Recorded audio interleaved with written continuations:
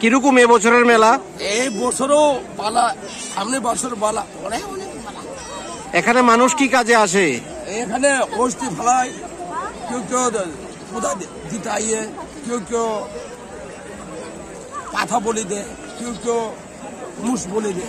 আমি ওটা গেলাম। এবছর কিরকম আইছে লোক জমা? বছর অনেক হয়ে গেছে। আমি তো আর কাটতে পারতো না, আমি বাদ যাবো আশা করছি। আমি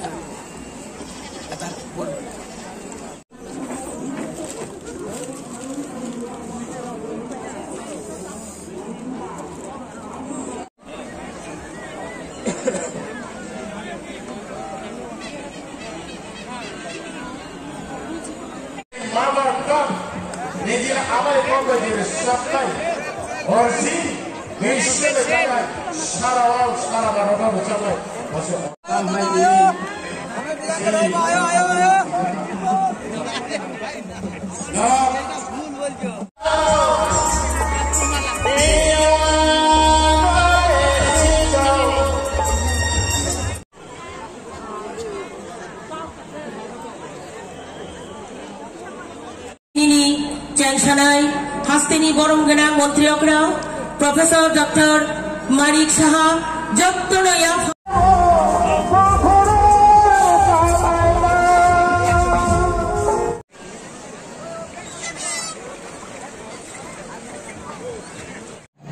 আমরাও সেই দিশায় কাজ করছি। কোনো রকম রাজনীতি থাকবে, কিন্তু আমরা সবাই মানুষের জন্য কাজ করাটাই হচ্ছে আমাদের আজকের দিনে শপথ করা উচিত আমার মনে হয়। আমি গত বছর এখানে এসেছিলাম এবং আমি সত্যিই আজকে আনন্দিত যে এখানে আমাকে বলা হয়েছে আসার জন্য। আমি ধন্যবাদ দেব ত্রিপুরা সরকারের এখানে ডিস্ট্রিক্ট ম্যাজিস্ট্রেটকে, ওনার পুরোহিত এই যে আয়োজন সেটা করছে 2 দিন ব্যাপী চলবে।